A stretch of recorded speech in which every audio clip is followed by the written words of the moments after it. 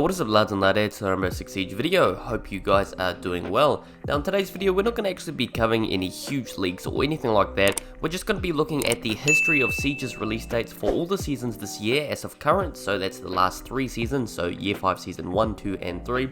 And we're going to predict when season 4 is coming out. Now this of course is just a prediction and it's just going off, the normal analytics, so don't judge me too harshly if this is wrong. I'm just trying to get you guys a general date so you guys have a rough idea. So let's get into the video. Alright, so all sources will be linked down below, but on the official Ubisoft website for Rainbow Six Siege, as you can see, Year 5 Season 1 was released in March 2020. That was Operation Void Edge. Now, of course, we featured Oryx and Yana, as well as the Oregon rework, so that was pretty cool.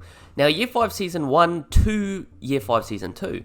Now, that was June. Year 5 Season 2 was released in June 2020, which is Operation Steel Wave. Now, if you look in between March and June, and we go to an online calendar, that is 1 to 3 months. Now, usually, it is a 3-month period between each season, because they have 4 seasons, there are 12 months in a year, so that literally adds up to 3-month season, if you guys know what I mean. So that's 3 months roughly, and then we go to the next season here, which is Year 5 Season 3. Now we're going to look more deeper at Year 5 Season 3 to see what the actual release date was rather than just the month. So from June to September. Now if you look from June to September, that is 1 to 3 months again, right? So it's not very surprising. But the thing is, when did it actually come out? What day did it actually come out? So if you look at the official reveal trailer from Ubisoft, that was posted on August 11th. Now at the end of this reveal trailer, this was for Zero, so Shadow Legacy trailer, they said August 16th was when they were going to do the full gameplay reveal.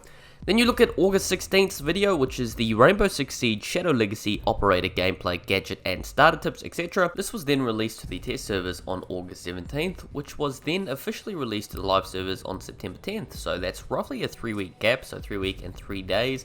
So yeah, just over 3 weeks. So looking at that info, we can presume that Operation Neon Dawn, which is Year 5 Season 4's current leaked season, will arrive 3 months after the release of Season 3.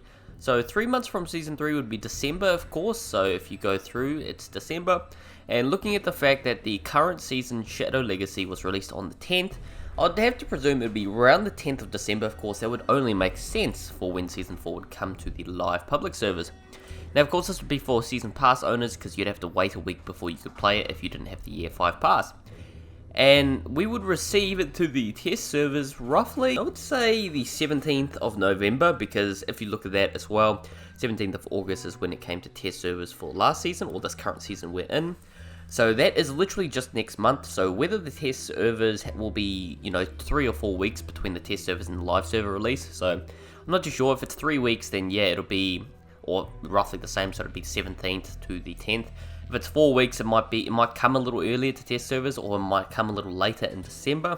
So, overall, I would expect to see it around the 10th of December. It won't be anywhere near the 25th, so nowhere near Christmas or after Christmas. So it'd have to be in between the 10th and 15th. So the 15th to maybe the 1st, in between that gap. I know it's quite a wide gap, but I know they won't go anywhere near Christmas because they haven't done it in the past, so I don't see why they'd do it now, as well as people wouldn't really have time to play the game at that time. Alright, so if you're wondering what to expect in this new season, there is quite a bit of things that have been leaked and, mentioned around, but what's actually going to feature in this, from what I see, this is just leaks, of course, take it with a grain of salt, but from Benjamin Strike, as you guys know, he leaks a lot of gameplay for us for the pre-developed build, so showing us stuff like what we just watched. So, Year 5 Season 4 Kali and Maverick Elite, so that is one thing to look forward to, or 2 things to look forward to actually. Now the Elite Kali bundle will include a exoframe uniform, a victory dance of course, headgear, gadget for her rifle. Okay, so she gets a skin for her rifle, I presume. She'll also receive a weapon skin for the CSRX 300, which of course is her sniper, as well as Maverick will receive a Hotshot Welder uniform headgear, victory dance gadget for his breaching torch, so of course it'll be a new reworked gadget slash skin as they usually do for most operators. So weapon skin for the AR-15.50 as well as the 1911 TAC Ops and the M4GS. So, Maverick Elite and Kali Elite are most likely subject to come, which is really cool, as well as the Skyscraper rework, so I'm extremely hyped for that. I do like the map Skyscraper, but it is always good to have change, so I actually don't mind it too much. So currently on the dev build, so this is of course not the live build or anything like that, this is like pre-access build. You can see that it's called Laser Reinforcement, that is her current ability. She's a difficulty 1, speed 1, armor 1. Now that doesn't seem right because as you know, if they were a speed 2, they would be a 2 armor. If they were a 1 speed, they would be a 3 armor, etc. So it would equal out. But in this situation, I do believe she will be a 2 speed 2 armor. That is the prediction. I don't think she'll be a 3 speed if she does actually feature the DMR. And I don't think she'll be a 3 armor. That would be very slow considering how athletic this operator looks, and of course, you know, she's not wearing heavy armor like Rook, etc.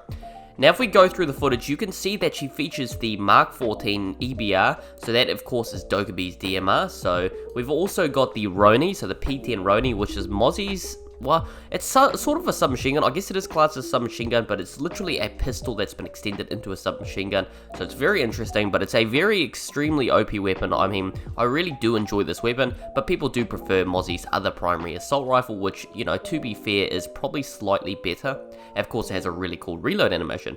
She will also feature, I think it's called the PRB-92, which is Capiteo's pistol, which is not a bad pistol. It's very underly used unless you're playing Cav, but with Cav it features a suppressor and does a lot more damage.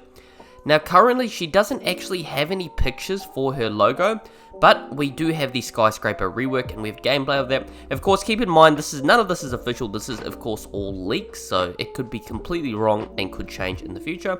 So looking at her gadgets so far, you can place it on reinforced walls, unreinforced walls, doorways, windows, etc. If you want to learn more about the info on it, click on the info card in the corner right now. This will take you to all the info if you want to know more about it. But yeah, it has a lot of advantages. You can place it on hatches. She also features a passive ability like Oryx, where Oryx can jump through a hatch. She can literally punch through walls. So she can punch through any soft wall. It's called a turbo punch. This might just be a working name, of course, because we don't have any official information like I mentioned.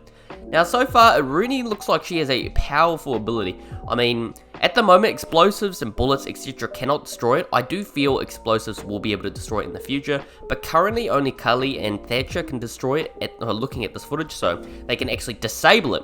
Now, another thing I got wrong in the last video was it doesn't actually get destroyed, it gets disabled. When Thatcher throws something at it, it gets disabled, of course, like any other electronic.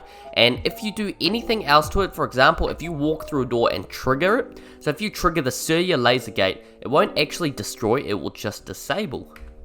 But anyway, there's not much else to this. I just wanted to give you guys a rough idea of when it was going to come. If you want to check out her full bio, etc., it'll be in the info card as well. But hopefully you guys did enjoy and are hyped for this. If you guys have any other predictions, please let me know in the comment section below. But thank you guys for watching, and I'll catch you guys later. Stay safe.